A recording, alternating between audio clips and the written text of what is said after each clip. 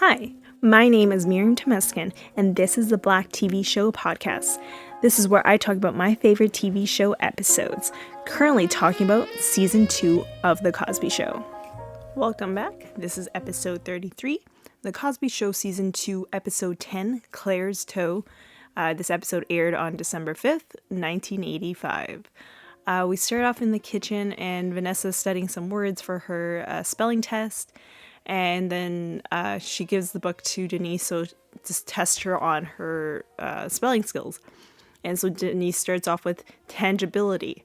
First of all, I was writing my notes for this episode and I was trying to figure out how to spell tangibility. Like, I'm literally writing this on Microsoft Word and I couldn't figure it out. I literally had to ask Siri how to spell tangibility. And so she, I don't even know how to spell it. The fact that Vanessa knows it, she is smart. So she says Tangibility.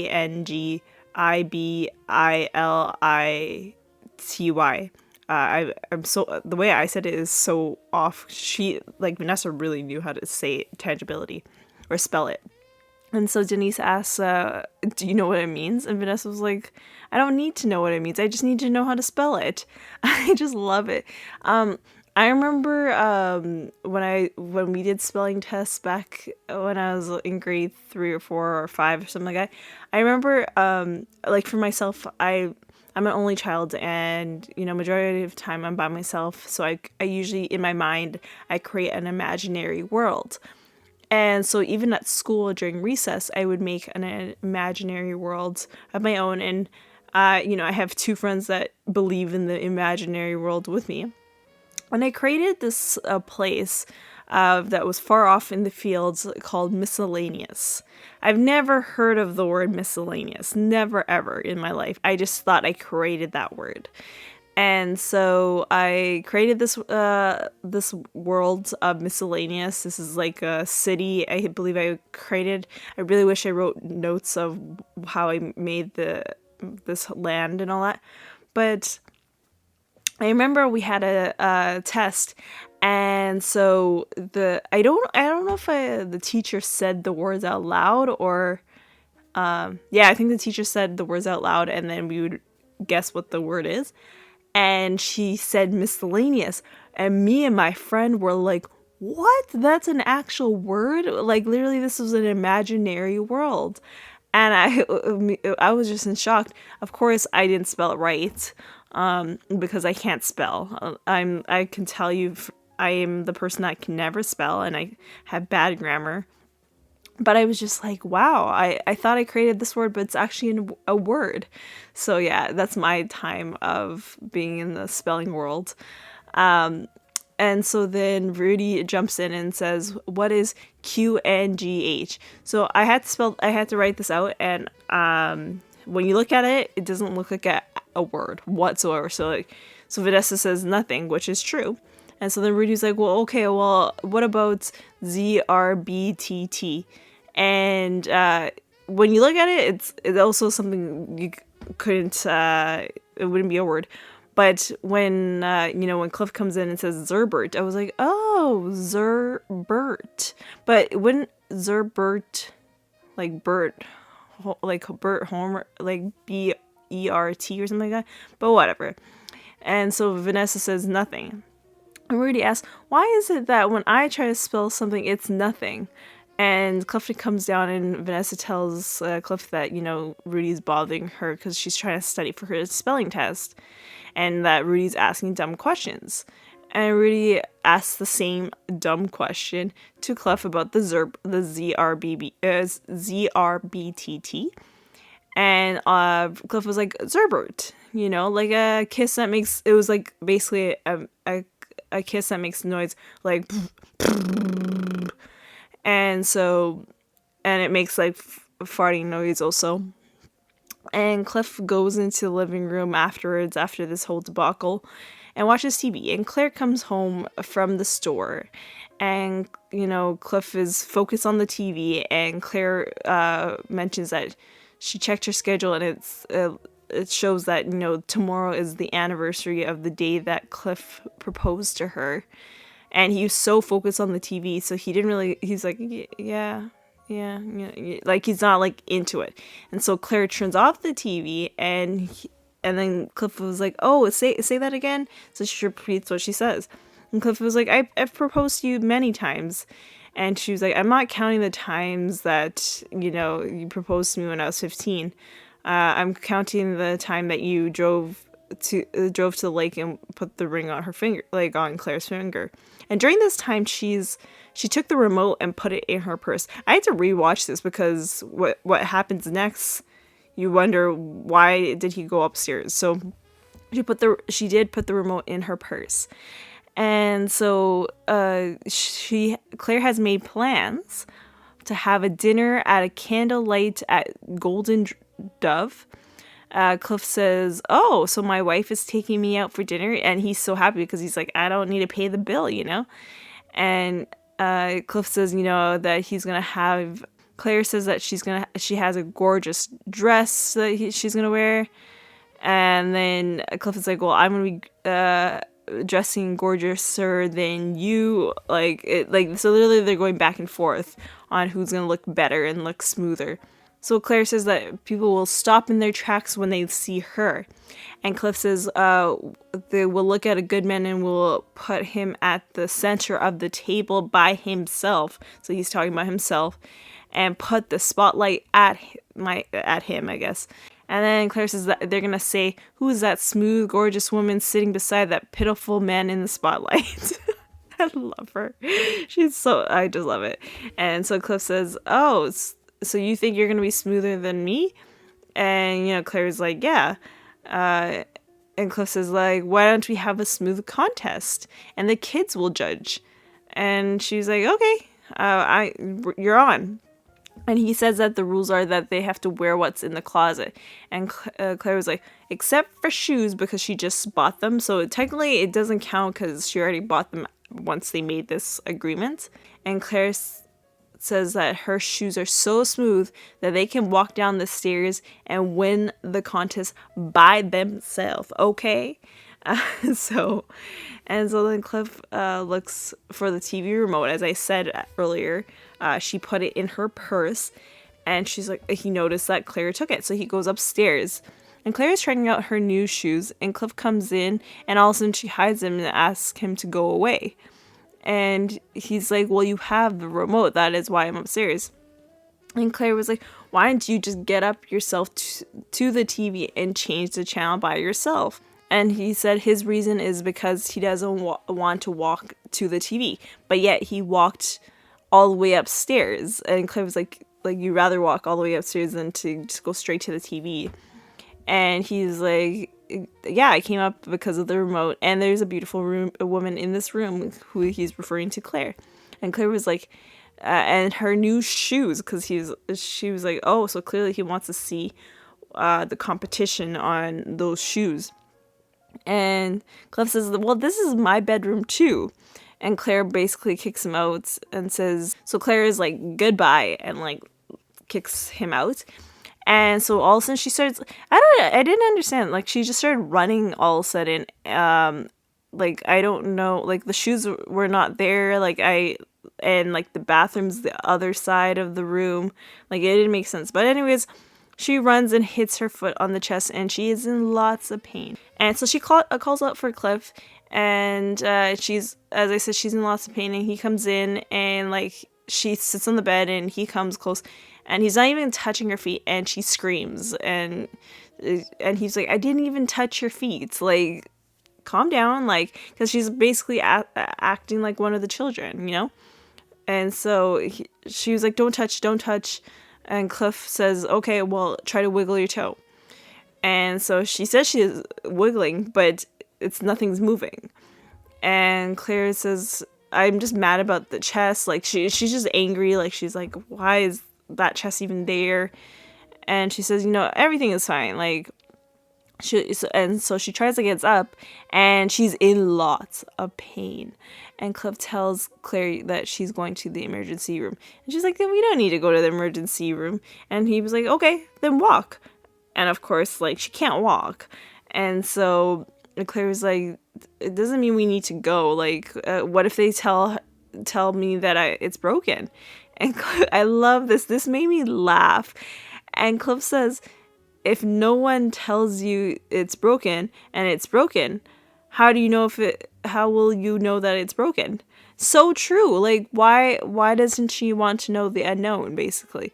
I remember back in school, I was that type of person where, like, you do a test and then, you get your grades, and then you have, like, those friends that, like, are the first ones to check their grades, especially in university, because the grades were online. I was the one that, like, waited for a while, because I was just like, I don't want to see, like, what happens if I got a B or a C.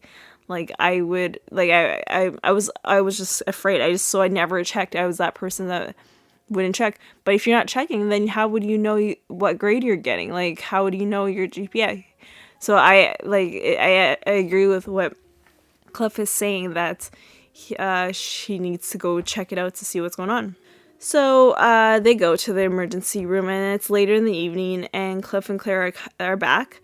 And Cliff is holding the cane, and Claire is grabbing onto him, which doesn't make sense, because technically she should be holding the cane herself, because she's the one with a broken foot. And Claire says, she doesn't need help. She's trying to get her coat off by herself, and, like, she hops all the way to the couch. And Theo comes down and asks, like, is her foot broken? And Cliff was like, yep, broken, snappo. Just like, and Claire is just not happy to hear this from him. Like, snappo? Like, oh my god. And so then Cliff says that her foot needs to be elevated, so he tells Theo to get pillows for her, and she's like, no, it's okay. I got this. She's trying to be independent, basically. We could tell that she just doesn't want to let go of her independence, basically.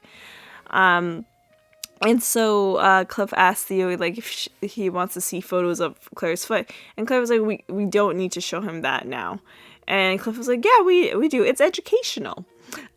So Cliff gets the x-ray photos of her foot and shows it to Theo, and, like, he puts it near one of, like, the lights of the room, but the light is not even that bright. I was just like, why is that even there? Like, if you have a light in the house and it's that dim, it's hard for me to explain this without, having a visual context of this, but it's just, like, it didn't make sense. I've never, like, I just noticed it in this episode, that random lamp light that's connected to the wall. And he puts the x-ray photos on to again, like, so they could see the reflection, basically. So he shows the x-ray photos to Theo. And Theo says, oh, that looks like a hair. And Cliff says, yeah, that's a hairline fracture of the proximal phalanx of the fourth toe. So we're going to break this down. Proximal feeling, it's not fleal, I don't know how to say this word, but it's those that are closest to the hand and the foot. The hand is mostly the knobby ends are the phalanges, are known as knuckles. A hairline fracture in a foot is a stress fracture as a tiny cracks of the bone that often develops the foot or the lower leg. It is common for hairline fractures to occur as a result of sports that involve repetitive jumping and running. So she literally did run in this episode, and that's how she hurt her foot. So that is a common thing. I looked it up. It says in order to heal, it takes up to 6 to 8 weeks to heal. So up to 2 months, basically. And so Cliff offers Theo if he would want to take this x-ray to school to show his friends. And Claire was like, Cliff? And Theo says, no, it's okay, I'm good. And Theo tells Claire that the kids will pitch in and help out. And Claire was like, I don't need help. You can tell that she just, like, doesn't want to let go of her independence. Like, she can run a whole family household and do her career while she has a broken foot.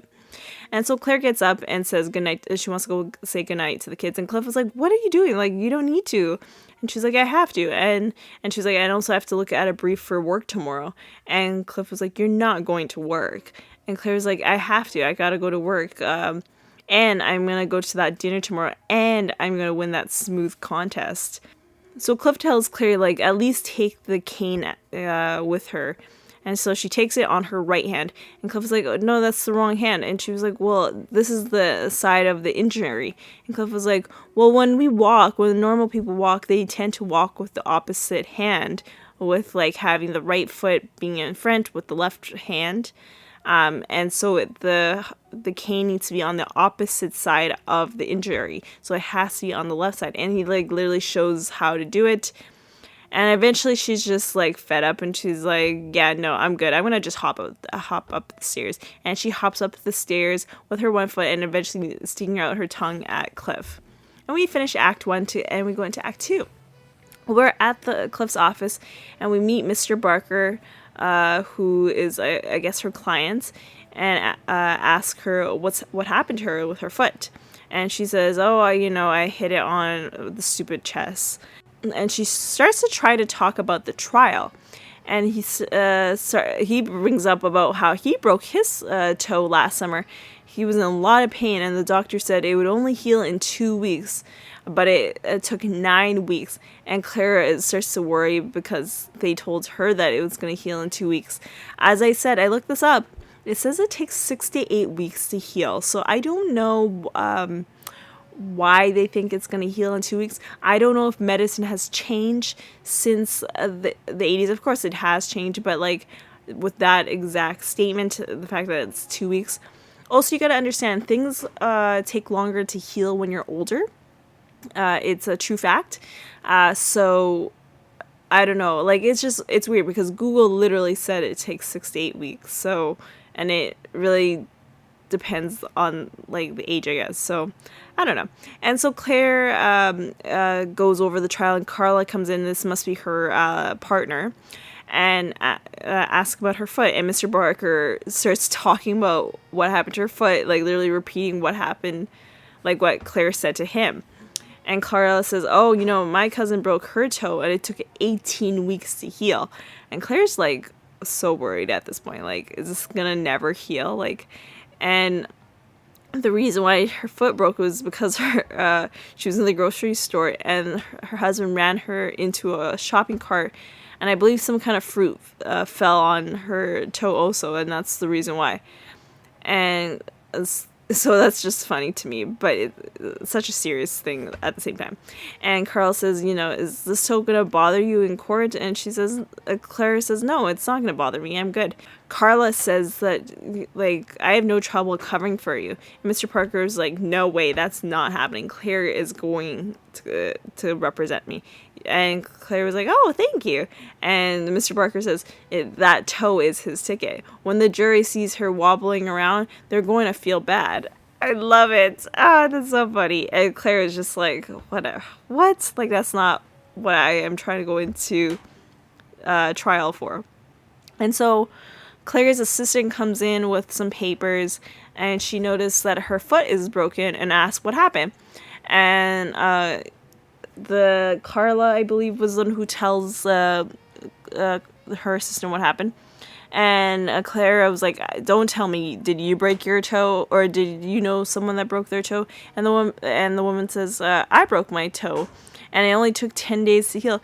And Claire is so happy to hear that. She's like, yes, it might heal in 2 weeks. So it's later in the evening, they're getting ready for the smooth contest, and we're in the bedroom, and Cliff comes in and laughs at Claire because she is trying to put on her shoes, those shoes that could win the contest by themselves, but her foot is still in pain.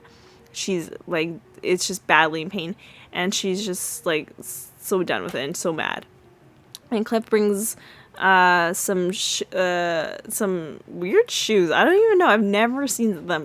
They're like flip-flops, but not with, it's on wood.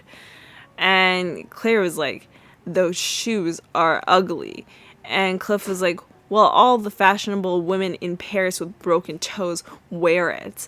And Claire says, that's going to ruin my outfit.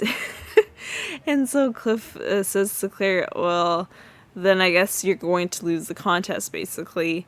And so Russell comes in, or I guess knocks the door and comes in out of the blue. But I realize because they're going out for dinner, he probably is coming over to babysit. Russell comes in with his cane, and he gave it to Claire and says that, that Russell's father, this is his cane. He got it when he was working on a railroad one day at a train station, and the train was moving, and a boy was on the track, and he ran to get him, and by the end by doing that, he ended up twisting his knee, and the child's parents got it for him to his to Russell's father, and the cane was hand carved in Kenya. And I forgot how Russell said it, but Russell was like Kenya, I think he said. He didn't say Kenya, and I'm like, damn, like, you can't get a African country's name right, especially Kenya. Kenya is a very common, like, a lot of people talk about Kenya, and he said it wrong. Okay, Russell, like, how do you say it wrong? And so Russell points out that sometimes people need some help to lean on someone or on something, and Russell says support is a beautiful thing, because all we've learned from this episode is that, Claire wants to stay independent. She doesn't want to depend on people, even though she has an injury. And so, Russell's pointing out, you sometimes got to lean in with having people to help you out, and support is such a beautiful thing. With any disasters that ever happen and people coming in to support, it's a beautiful thing to watch. And so Claire says, okay, I'll take the cane. It makes me feel better. And she goes to the washroom, and Cliff comes in and says to Russell, like, so she took the cane? And he's like, yeah, she took the cane. And Cliff says, how did you do that, like, within 2 minutes? And Russell tells the story of, like, he says that he told a story about the cane, but he really actually got the cane from an African store in Flashbrook Avenue, so somewhere in New York, and it was on sale. So it wasn't a hand-carved cane from a family that's from Kenya. It was like an African store that just, sell products from anywhere. Like, these products, I believe she's gonna say the cane is from Hong Kong. It'll say made in Hong Kong, which, majority of the things that we have are made in China. So later on, we're ready for the smooth contest, and Theo tells the judges to come sit down. The contestants are ready, and so Theo does all the introductions, and he puts the smooth contest music. And so Cliff comes down, and, of course, so Theo introduces him, the Dr. Heathcliff Huxtable, and Cliff comes down and walks slowly and smiles, opens the jacket, and then he, like, does this, like, turn, and apparently, according to Theo, he was flourishing. Never heard the word flourishing. What is flourishing, guys? But Theo says no points for the flourishing what Cliff did. And so Cliff says, okay, and he points to the judges, who are, of course, his daughters, and says, watch me, I'm walking, so consider those points for the next contestant, because we know that Claire's toe is broken. And so Theo introduces Claire. She walks down with her cane and does some poses. She literally does this, like, what do you call it when you're in gymnastics? Like, she flips the cane around, like, I don't know how to explain it, but she does this twist. I was like, damn, girl, like, were you in gymnastics before? And so And Cliff was like, wait a minute, that's flourishing. And then Theo was like, no, it's not flourishing. So Cliff says, well, what about the brown paper bag? And Theo opens the brown paper bag, and it's the shoe that Cliff gave her, but she's wearing socks that have like stickers and glitter on it that pretends that she has like nail polish on and everything. And Cliff just turns away like, what the heck is going on?